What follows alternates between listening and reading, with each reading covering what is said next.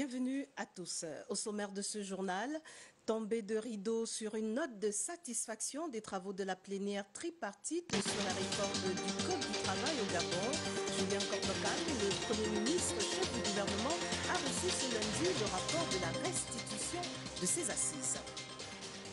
Le ministre des Transports, la CETRAG et l'ARTEF, main dans la main ce mardi, afin de mettre en place un plan d'action fiable pour prévenir les déraillements à répétition des trains. Un comité de pilotage a aussitôt été mis en place lors de la réunion de crise tenue ce matin sur la situation du chemin de fer du Gabon en vue de circonscrire ces incidents. Et puis, tendons-nous vers la fin des bizoutages dans les universités et grandes écoles publiques du Gabon. Tout porte à croire que oui, au regard de l'arrêté qui vient d'être pris par le gouvernement relatif à la fin de cette pratique. Cabrel Guilain-Lemami nous en dira un peu plus tard dans ce journal. Madame, Monsieur, encore une fois, bienvenue à tous. À présent, voici votre journal. Et nous commençons par la page société tout d'abord. Bananes, oignons, tomates, 3 aliments rares depuis la semaine écoulée ont regagné les marchés de Libreville. Les commerçantes ont pris leurs activités à la demande du gouvernement qui a pris à bras le corps les préoccupations formulées par les grossistes au grand bonheur de toutes les parties. Le reportage de Dimitri Abourneur et Pierre Claverella. Les marchés de Libreville de nouveau ravitaillés. Ici, au marché de Venez-Voir, les commerçantes détaillants se sont approvisionnés en oignons et autres produits rares depuis 3 semaines, même si, disent-elles, les prix restent encore élevés. Ça y est, c'est revenu, mais sauf que les prix sont encore élevés. Le plus souvent, on achète le sac à 50 000, 45 000. Les sacs vont maintenant à 160 000, 170 000. L'ANEFCG, l'Association nationale d'entraide des femmes commerçantes du Gabon, a obtenu l'engagement du gouvernement de la République de réduire les taxes à l'origine de la crise. Le gouvernement nous a demandé de continuer les activités et ils savent les conditions que nous continuons ces activités. Nous attendons le retour de l'ascenseur à leur niveau. Même constat au marché communément appelé B2 où la banane remplit à nouveau les étals. Le ministre de l'Agriculture nous a aussi vraiment, il nous a écoutés, il nous a conseillés, il nous a rassurés. Aujourd'hui, il nous a demandé d'aller reprendre le travail. Donc nous avons commencé à travailler. C'est pour ça que vous voyez dans les marchés maintenant, il y a la banane, la nourriture commence à venir. À la suite du compromis entre le gouvernement et les commerçants, reste l'application effective des engagements pris afin que ces pénuries ne se reproduisent plus. Et justement, quel est le circuit de distribution de la banane plantain à Libreville et comment en est-on arrivé au point de rupture? Dimitri Abourneur et Pierre Claverella nous font le point. Plusieurs types de produits agricoles tels que la banane, l'oignon, la tomate ou le manioc arrivent des pays voisins du Gabon. Les commerçants grossistes regroupés en associations s'approvisionnent chez des partenaires et doivent louer des camions pour acheminer ces produits jusqu'à Libreville, voire à l'intérieur du pays. Les femmes sont constituées en groupes parce que toutes ne vont pas au marché mondial au même moment. Et ces groupes-là passent des commandes depuis ici, depuis Libreville. Et quand elles se déplacent, elles vont prendre la banane, les oignons et autre chose, elles les amènent. Mais la difficulté qu'elles avaient, c'était qu'elles rencontraient beaucoup de contrôles. Les contrôles intempestifs entre le lieu où se plante la banane et le client final pèsent lourd sur la bourse des grossistes.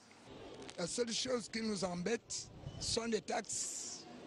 C'est ça qu'on a aussi exposé au gouvernement. Je pense que d'ici fin de la semaine, la solution serait trouvée. Le temps mis sur la route pour acheminer la banane jusqu'à Libreville peut favoriser la putréfaction de ces produits. Nous avons été affectés, que ce soit du point de vue de la qualité, parce que le stock qu'on avait a dû pourrir quasiment, on a dû vendre la banane quasiment pourrie, ce qui n'est pas dans nos normes, mais à défaut de la qualité qu'on vend, on a dû donner ce qu'on vend, ce qu'on n'a pas l'habitude de vendre aux clients.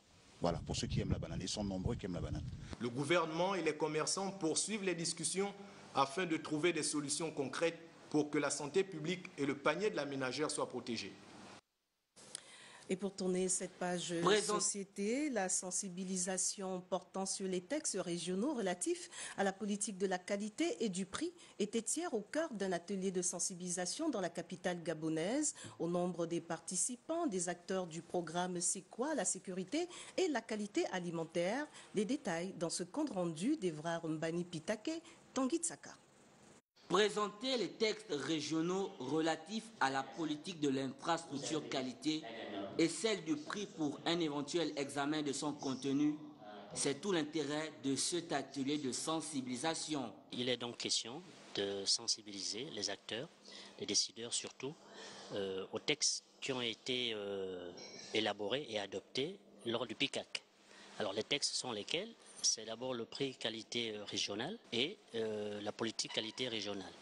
Et plus tard, on parlera du texte qui adopte le mécanisme d'harmonisation des normes, CEMAC normes. Les 2 premières journées vont donc permettre de sensibiliser les acteurs sur la politique régionale en matière de qualité et le prix qualité. Et à partir du 12 au 13, il s'agira donc maintenant de sensibiliser sur le texte qui a trait au mécanisme d'harmonisation des normes dans la CEMAC.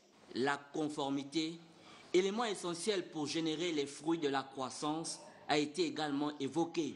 Dans l'évaluation de la conformité, vous avez l'inspection, vous avez la certification et vous avez les laboratoires d'essai ou d'analyse. Eh bien, lorsque vous prestez dans ces domaines-là, eh bien, ça génère des ressources qui peuvent être des fonds propres à l'organisme qui s'occupe de toutes ces activités-là. Ce programme sur le renforcement de la sécurité et la qualité alimentaire a pour principale mission la normalisation des entreprises au Gabon. Une communication à présent suite à la démission du professeur Marc Louis Ropivia du rectorat de l'université Omar Bongo. Ce début d'après-midi, nous recevons sur ce plateau M. Frédéric Mambenga Yugou, le secrétaire général du ministère de l'Enseignement supérieur, qui vient nous livrer ici une communication sur cette vacance de poste observée par la tutelle. Monsieur, bonsoir. Veuillez nous livrer votre communication. Bonsoir Mireille Lira. Par courrier numéro 036.20/UOB-R du 11 février 2020, le professeur Marc-Louis Ropivia, recteur de l'université Omar Bongo, a présenté sa démission au ministre de l'Enseignement supérieur, de la Recherche scientifique et du transfert des technologies, Jean de Dieu Moukani Iwangu. Prenant acte de cette décision, qui crée la vacance de la fonction de recteur de l'université Omar Bongo, le ministre de l'Enseignement supérieur, de la Recherche scientifique et du transfert des technologies fera application des dispositions de l'article 14 du décret 00216 du 28 juillet 2017 fixant la procédure de désignation des chefs d'établissement d'enseignement supérieur public pour pourvoir à la situation de vacances ainsi créée. Jean de Dieu Moukani Iwangu. Et nous reviendrons sur cette communication au cours de nos prochaines éditions d'information. Et je vous le disais à l'entame, le gouvernement, à travers son ministre de l'Enseignement supérieur, vient de prendre un arrêté relatif à la fin des bizoutages dans les grandes universités publiques du Gabon. Pourquoi une telle mesure? Quel peut être l'impact de celle-ci sur les étudiants nouvellement inscrits dans les établissements publics? Et quel serait le sort réservé à toutes les personnes qui passeront outre? Les réponses dans ce reportage de Cabrel Guilain-Lemami et Richard Moubioua.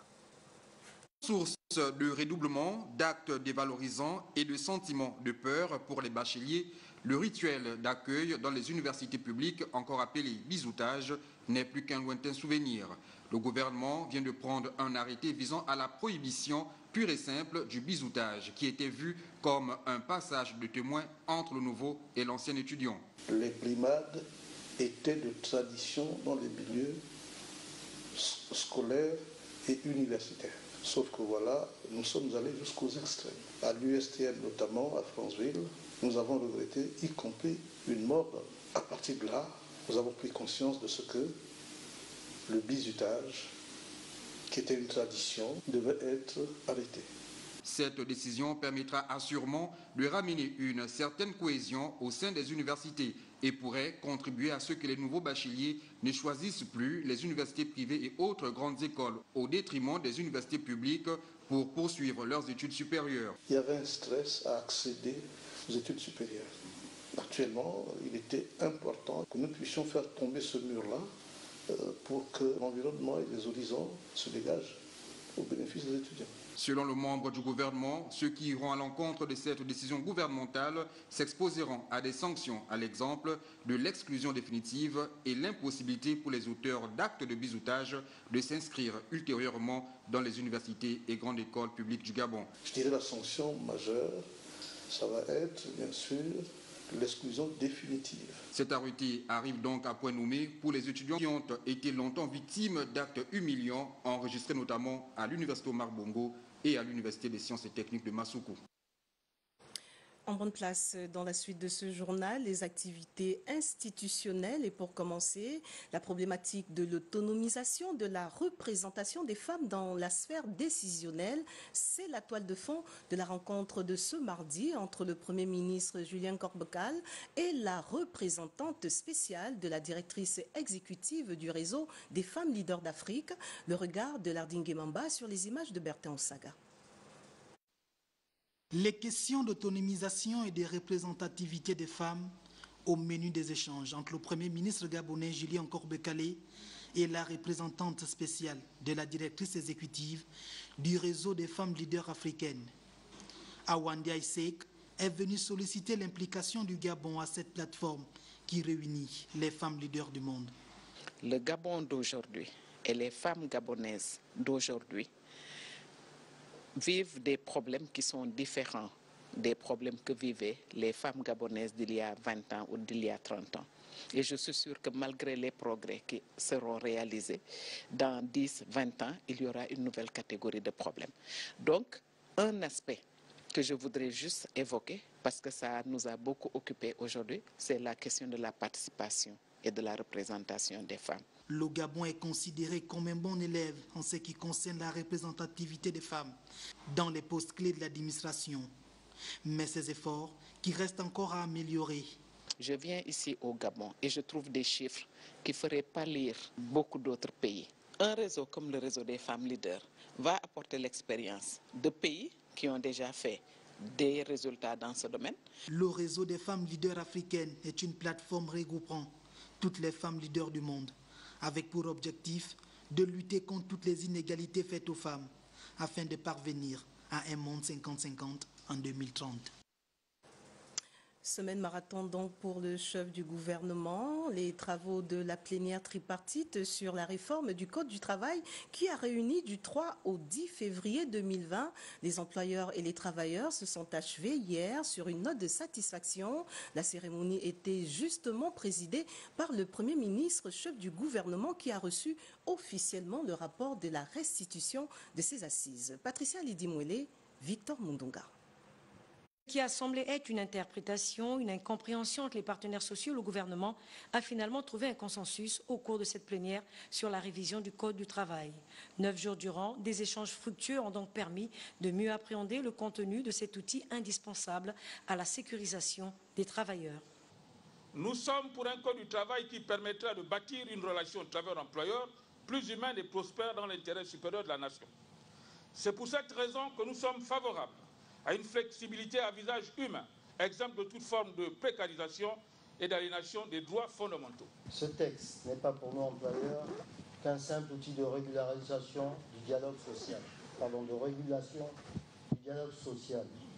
mais il est aussi et surtout un levier potentiellement puissant d'amplification de ce dialogue et de promotion de la création et de la préservation d'emplois. Une avancée significative qui a apaisé la tension sociale.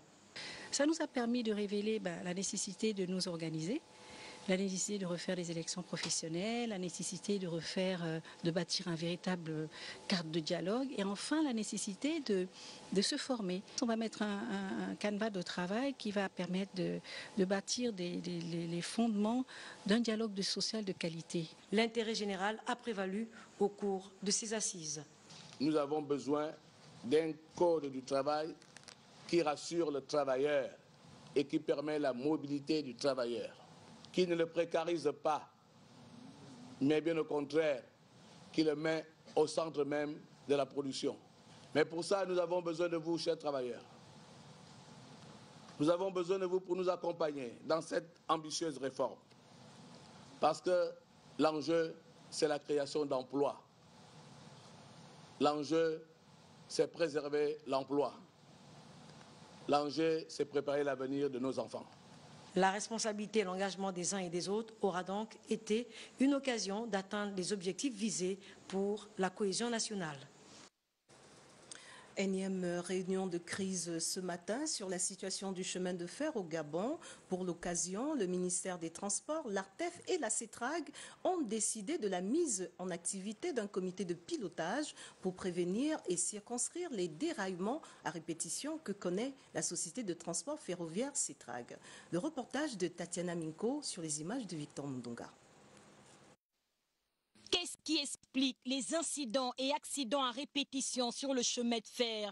L'urgence fait l'objet de la rencontre tripartite entre département des transports, l'administration de l'ARTEF et celle de la CETRAG. Les analyses sont faites en fonction des cas. Le dernier incident que nous avons vécu avec le train de voyageurs, donc à ce niveau-là, la commission d'enquête qui est composée de la CETRAG et l'ARTEF travaille pour sortir les conclusions qui vont permettre de lancer un plan d'action très rapidement. En fait, le chemin de fer a été construit sur des zones marécageuses, donc en partant de Andem jusqu'à Abanga. Donc c'est à peu près 150 km de zones marécageuses. Dans le cadre du programme de remise à niveau financé par l'État gabonais et la CETRAG, il y a un traitement de ces zones-là, d'une partie de ces zones, parce qu'en fait il s'agira de créer des voies de déviation, parce que nous sommes sur une voie unique, nous ne pouvons pas interrompre le trafic pendant 3, 4, 5 jours pour pouvoir traiter zones ça, donc d'où la création des voies de déviation sur une soixantaine de kilomètres, et les travaux avancent normalement. De toute évidence, il urge pour l'autorité de régulation des transports ferroviaires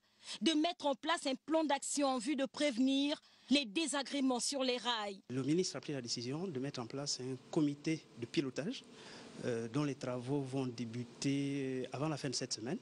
Et vous aurez les conclusions avec les précisions pour circonscrire ces incidents. Vieux de 40 ans, la remise à niveau du chemin de fer du Gabon est une impérative pour les plus hautes autorités en ce qu'il constitue le levier de la croissance économique du Gabon.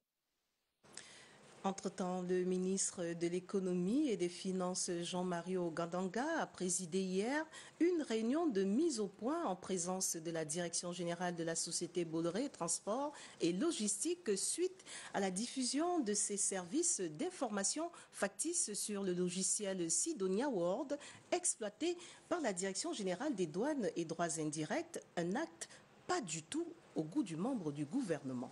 Le compte rendu d'Andy Tungi, Arnaud Mengue. De nombreux dysfonctionnements ont été révélés par l'audit des commissionnaires agréés à la douane.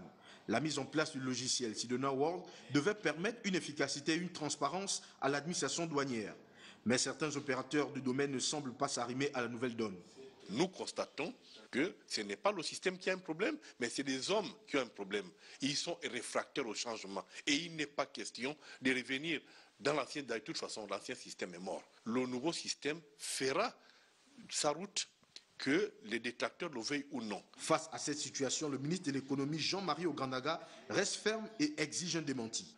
Faire un démenti formel et deuxièmement adresser une note d'excuse à la personnes qui se sont senties insultées et flouées par cette note. Le logiciel Sidonia World, déjà opérationnel, a permis une maîtrise plus optimale des recettes douanières. Depuis la mise en œuvre de ces nouveaux systèmes, vous pouvez faire votre enquête, les recettes douanières se sont fortement redressées et améliorées. Les autres qui ne veulent pas du changement et qui se sont habitués à faire bon, il faut dire la vérité, des magouilles dans l'ancien système, veulent nous décourager d'aller de l'avant. Mais il n'en est pas question. L'outil de la Conférence des Nations Unies pour le commerce et le développement CNUSED, dont les fonctionnalités sont adaptées à l'accord de facilitation des échanges de l'OMC et la Convention de Kyoto, est déjà présente et expérimentée dans plusieurs pays d'Afrique. Grâce à la diversification de son économie, un taux de croissance de plus de 3% en décembre 2019, le Gabon vient de bénéficier d'un reprofilage de sa dette suite à une opération lancée le 27 janvier dernier. C'est du moins ce que nous révèle Emmanuel Baird, le directeur général de la dette, dans l'entretien qu'il a accordé ce mardi à notre rédaction. Écoutons un extrait de ses propos au micro de Griffin Dombian, Médarengeng et Marlise Mengue. Un individu qui a un crédit auprès d'un banquier, il retourne voir son banquier et lui dit « Regardez la qualité des résultats que j'ai produits, ils sont audités, ils sont attestés. Je crois tellement à mon économie et je vous demande d'y croire. Je vous demande de me donner l'argent pour vous rembourser, rallonger le délai de 10 ans et cerise sur le gâteau, je vous demande de baisser le taux. » C'est ce qui a été fait dans cet exercice de reprofilage et qui a été réussi, avec la recherche d'1 milliard de dollars qui ont été souscrits à hauteur de 3,5 milliards. Mais nous sommes restés dans l'autorisation parlementaire, donc nous n'avons souscrit que 1 milliard, mais nous avons pu baisser les taux jusqu'à 6,62. Brièvement résumé, ce qu'est l'opération de reprofilage, c'est donc le rééchelonnement d'une dette existante et la levée supplémentaire de 180 millions de dollars. Et vous pourrez donc suivre l'intégralité de cet entretien axé sur l'opération de reprofilage au sortir de ce journal. Pas en reste, Carmen Dao, le ministre en charge de la promotion des investissements, qui a présidé hier une réunion avec le représentant régional de la Banque européenne d'investissement. Objectif, financer les projets dans le domaine de l'environnement. Retrouvons Andy Tungi, Eric Bokoko. L'institution financière de l'Union européenne souhaite investir au Gabon dans les secteurs prioritaires pour l'emploi, la croissance inclusive, le développement durable et la compétitivité. Il y a de très bon travail à faire pour développer partout le pays dans plusieurs secteurs.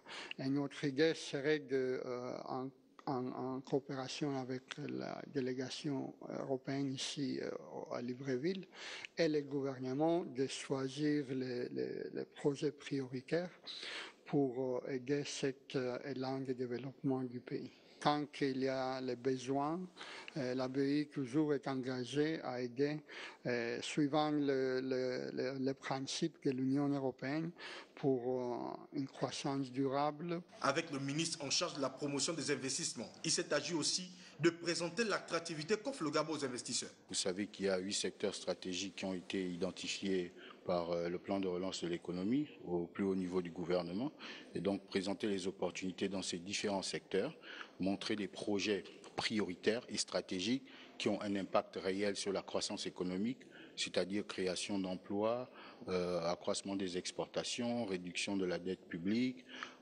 et puis aussi développement social.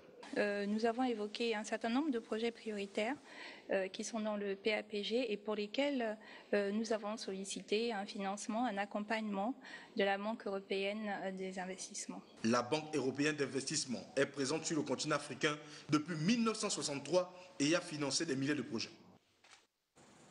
Et ce communiqué en rappel, le ministre d'État, le ministre de l'Intérieur porte à la connaissance des usagers et du public que les services de son département ministériel sont désormais logés dans leurs anciens locaux, 6 à l'avenue de Cointé. Et nous sommes là dans le 3e arrondissement de Libreville. À cet effet, il présente ses excuses aux usagers pour le désagrément que pourrait occasionner cette délocalisation.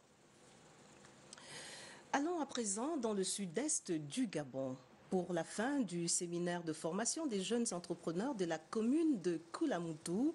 Des détails dans ce compte rendu de notre correspondant sur place, Dieudonné Rongou et Constant Ndamba.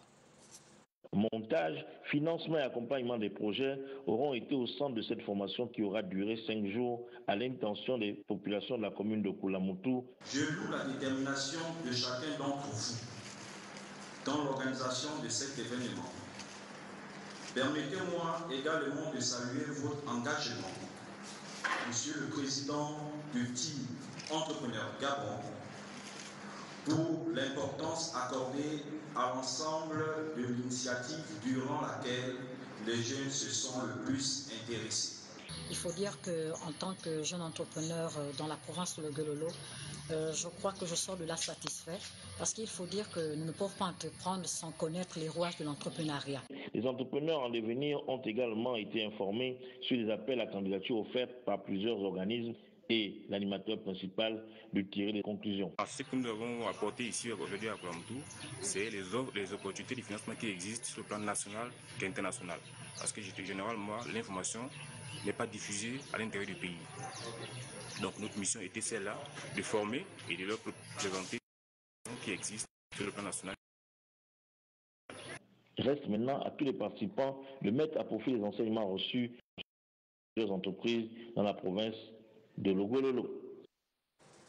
Retour à Libreville pour le début ce mardi matin de l'atelier sous-régional sur la protection et le suivi de la faune dans les concessions forestières. 48 heures durant, les représentants de l'administration, de la société civile et du secteur privé de certains pays africains, dont le Gabon et la République centrafricaine, sont appelés à partager leurs expériences en matière afin de renforcer les mesures existantes. Les explications de Linda Nyumba Mungengi sur les images de Arnaud Babekoum. La protection et le suivi de la faune dans les concessions forestières, c'est le sujet qui focalise les échanges ici. Le Gabon, la République centrafricaine, le Congo et le Cameroun prennent part à cette rencontre. Ils ont tour à tour d'abord présenté leur cadre législatif et institutionnel en vigueur avant d'énoncer les principales difficultés rencontrées sur le terrain. Nous disposons de 14 permis d'aménagement et d'exploitation de la faune, mais parmi ces 14 permis d'aménagement, c'est-à-dire dans les concessions forestières, il y a seulement une seule société qui applique maintenant la gestion de la faune. Les braconniers trouvent toujours le moyen de braver la loi. Les expériences des autres pays peuvent nous servir pour améliorer aussi notre protection. Pour que leur pays ne participe plus à la destruction de la biodiversité dans la sous-région, les différents participants vont 2 jours durant partager leur expérience, notamment en matière d'approche et d'outils de gestion de la faune. Ces outils et ces technologies ont pas mal évolué. Parfois, nous les connaissons, mais nous n'avons pas les moyens d'acquérir les toutes dernières versions. Mais quand on n'est pas fort, on doit être malin. Et être malin, c'est se parler. Être malin, c'est trouver les solutions qui correspondent à nos moyens. Organisé par le Fonds mondial pour la nature et le ministère des Eaux et Forêts, avec l'appui de la coopération britannique, cet atelier devrait déboucher sur la formulation d'une batterie de recommandations à soumettre aux décideurs. Et puis, ouverture ce matin des travaux de l'atelier régional de finalisation du projet de création d'un organisme de bassin transfrontalier. La rencontre vise à renforcer les capacités des parties prenantes au projet sur les questions de droit international. La cérémonie s'est déroulée en présence de la secrétaire générale adjointe de la CEACE et le secrétaire général du ministère de l'Énergie et des Ressources hydrauliques. Le point avec Claire Mekumevono et Christophe Rodolphe Lembonda. Cet atelier régional de finalisation du projet de convention portant création de l'organisme de bassin transfrontalier de l'Ogoué, du Ntem, du Komo, de la Nyanga, du Wole et du Mouni vient s'ajouter aux activités initiées par les 4 pays concernés, à savoir le Congo, le Cameroun, le Gabon et la Guinée équatoriale, lesquels ont entrepris de mettre en place un cadre formel de gestion durable des ressources en eau partagée. Un projet placé sous l'égide de la CEAC. La plupart des cours d'eau dans notre sous-région sont partagés, soit entre les États membres de la CEAC, soit entre un des États membres de la CEAC ou plusieurs, et des États des autres communautés économiques régionales. Et puisqu'il est nécessaire d'assurer une gestion pacifique de ces cours d'eau, il est donc nécessaire de créer un cadre formel. Pour le Gabon, seul État parti, drainés par l'ensemble des cours d'eau qui forment le lit des bassins retenus, ce projet revêt un caractère fondamental.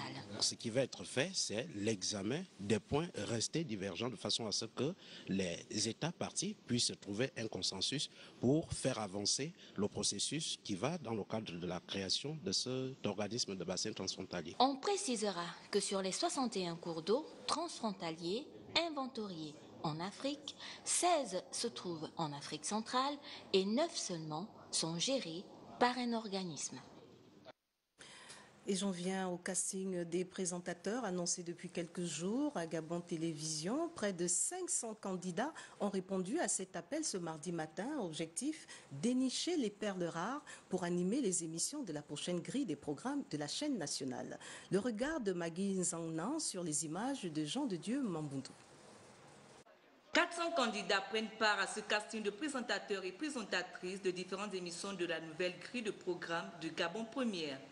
Les postulants sont évalués par les membres du jury sur la base de nombreux critères. À l'issue de ce casting, ceux qui ont déjà une petite expérience en télé se verront directement confiés dans certaines émissions ou certaines rubriques en tant que rubricards.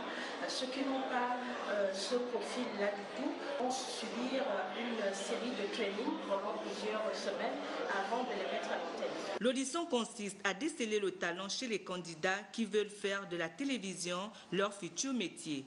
Je suis candidat pour une émission culturelle afin de revaloriser la culture africaine dans sa globalité, parce qu'on aime dire qu'on n'a pas de culture, alors que notre culture est vaste. Ce casting est organisé sous la supervision de la Direction générale de Gabon Télévision et du ministère de la Communication. Lorsqu'on voit tous ces jeunes Gabonais, nombreux ce matin à la maison Georges Raouré pour ce casting, ça démontre que le métier intéresse toujours nos jeunes. Au sortir de ce casting, il y aura encore des trainings dans un encadrement avec des professionnels pour qu'ils soient aguerris. Il vous souviendra qu'on a déjà eu recours à l'UOB pour lancer certains grands journalistes de renom aujourd'hui. Donc pourquoi pas, on espère, on croise les doigts que cette fois-ci aussi, on aura de belles trouvailles. La télévision nationale, à travers des programmes attrayants, souhaite présenter de nouveaux visages. Et place à cette actualité en images. Le Parlement gabonais est en deuil suite au décès du sénateur PDG du département de la Lombo, Bouenguidi, le vénérable Gabriel Ngosso, l'ancien questeur du Sénat lors de la 3e législature, est décédé à l'âge de 77 ans. Réélu sénateur de la législature en cours, un hommage solennel de la haute chambre du Parlement qu'il a servi ces dernières années lui est consacré ce mercredi 12 février. La cérémonie funéraire sera dirigée par Madame le Président du Sénat, Dr Lucie Milebou Aubusson, épouse Mboutou, dès 13h au Palais Omar Bongo, Ondimba.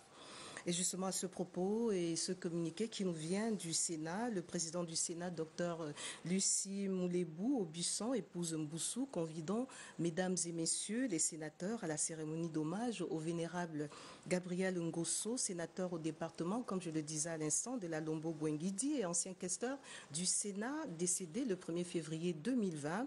Le programme des obsèques se présente ainsi qu'il suit. 12h30, arrivée des messieurs et mesdames les sénateurs. 13h, la sortie du corps de Kassebga. 13h30, arrivée de la dépouille au Sénat, exposition hommage. Et enfin, à 15h, fin des hommages au Sénat et départ pour le domicile familial 6 à Okala, dans la commune d'Akanda.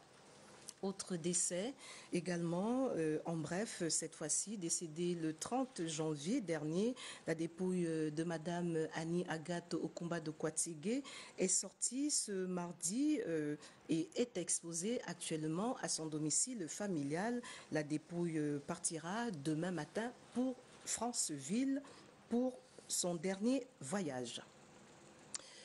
Et puis, retour sur la 3e journée pour finir du National Foot. 2 buts partout. C'est le score final du match opposant l'AOCMS à AS Dikaka au stade Monédan de Siban le week-end écoulé. Les détails dans ce reportage de Charles Goula et lui, Mermoz Issembe. Pour cette 3e levée du National Foot, le Centre Mbéry sportif ne gagne toujours pas face à AS Dikaki. 2 buts partout, est le score qui a sanctionné cette rencontre. Score à la 5e et 37e minute pour As Dikaki. Mais le club de Langounier court toujours après ses 3 premiers points de la saison. L'objectif, mes joueurs et moi, c'était de venir gagner. Malheureusement, on prend un but d'égalisation à 5 minutes. La fin, c'est un regret pour moi. Le patron de l'attaque du CMS, Cédric Mangel, joue pleinement son rôle. Ce dernier réagit à la 28e et 78e minute aux menaces d'Asdikaki. Les Sémessiens se contentent d'un point. Les fruits du centre de formation du CMS maintiennent tant bien que mal la quiétude dans la maison. Nous sommes en train de travailler pour voir un peu comment est-ce qu'on va régler à ça. Je crois que ça doit être dans vraiment l'immédiat si possible, parce que je crois qu'il y a beaucoup de manquements. Ils sont trop jeunes, ils sont très très jeunes, c'est vrai. Mais il nous faut vraiment qu'on règle ça le plus tôt possible. L'urgence d'une victoire pour le champion sortant se fait désormais ressentir, et cela malgré la reconstruction de son effectif à plus de 90%. Madame, Monsieur, ainsi prend fin cette édition d'information au nom de toute l'équipe. Merci pour votre attention. À 23h, Wivine au Vendant sera des vôtres pour vous un autre regard sur l'actualité. J'aurai plaisir à vous retrouver demain à 20h. Mais en attendant, n'oubliez surtout pas que quoi qu'il arrive entre-temps, gardez le sourire. Au revoir.